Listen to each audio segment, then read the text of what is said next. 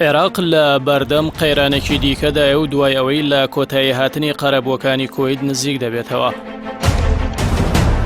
بارپرسێکی ئێرانی هاتووەتە سەرخەت و داوای قەرەبووی زیانەکانی جەنگی 8 ساڵی عێراق ئێران دەکات. داوا دەکات خاوەندارەتی چەند بیرە نەوتێکی عێراق بگوازرێتەوە سەر ئێران. پەرەسەندنی گرفتەکانی نێوان عێراق و ئێران بە تایبەت دوای ئەوە دێت کە چەند لایەنێکی شیعی کە نزیکتر بوون لە ئێرانەوە لە هەڵبژاردنەکەم شکستیان هێنا. هاوکات ناوبەناو هەندێک لە بەرپرسانی عێراقی بەڕاستەوخۆ و ناڕاستەوخۆ پشتیوانی هێزەکانی ئەمریکا دەکەن. ئەمەش ئێرانی دڵگران کردووە و ئەو نیەت باشی لە دوای کەوتنی ڕژێمی سەدام لە ساڵی 2003 نواندوێتی بەرەو لاوازی دەڕوات.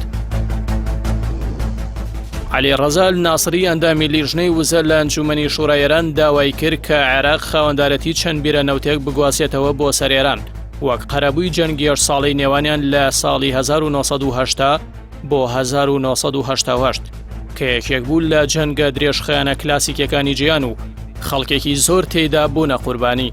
ئەو بەرپرسە ئێرانیە تێگڕای قەرەبووەکەیشی بە 1 تریلیۆن و 100 ملیار دۆلار خەمەڵاندووە و داوایشی کردووە بەرپرسانی ئێرانی بە دوایم دۆسیەدا بچن. پەرلەمانتارە ئێرانیەکە باسی لەوەش کردووە ئەو ڕێژەی داوای دەکەن مافی خۆیانە بۆ جەنگێکی 8 ساڵە بەو پێی کوێیت بۆ جەنگێکی یەک مانگە لە ساڵی 1992دا 52 ملیار و 400 ملیۆن دۆلار وەردەگرێت و پشکی هەیە لە چەند بیرە نەوتێکی عێراقدا. بەڵگەی بەرپرسە ئێرانیەکە بۆ وەرگرتنەوەی قەرەبوو لە چوارچێوەی مادەی حوتی بڕیاری ژمارە 598 نەتەوە یەکگرتووەکاندایە کە عێراقی بە هەڵگیرسێنەری جەنگ تاوانبار کردووە. ئەو بڕەپارەی لە ئێستادا ئێران داوای دەکات هاوتایە لەگەڵ بودجەی 10 ساڵی عێراق. ئەمەش بەشێک لە بەرپرسانی عێراقی تووڕە و نیگەران کردو. پێیان وایە کاریگەریەکی زۆر نەرێنی لەسەر ژیانی عێراقیەکان دەبێت.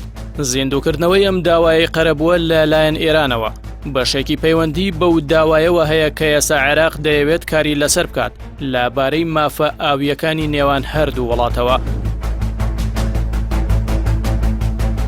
عێراق لە قەرەبووکردنەوەی کوێیتدا داهاتی لە سەدا 0.5 نەوتی ساڵی 2018 و لە سەدا 1.5 2019 و لە سەدا 3 2020دا بەو وڵاتە و بڕیارە کۆتایی ئەم ساڵ کۆتایی بە قەرەبووەکە بێت. عێراق بەدەر لەم قەرەبووانە چەندین قەرەبووی دیکەیشی کەوتوۆتە سەر وەکو قەرەبووکردنەوەی ئیسرائیل بە 72 ملیۆن دۆلار بە بڕیاری نەتەوە یەکگرتووەکان لە بۆردومانی عێراق بە هاویشتنی 39 موشکی سکۆتی زەمین بە زەمین بە ئاراستەی ئامانجەکان لە نێوخۆی ئیسرائیلدا لە 18 کانونی دووەمی ساڵی 1991 لە کاتێکدا ئیسرائیل داوای 3 ملیار دۆلاری دەکرد. ئەو بڕەپارەیەش لە ساڵی 1993دا دەستکرا بە دابەشکردنی بەسەر 68 کۆمپانیا و 13 کەسایەتی ئیسرائیلیدا.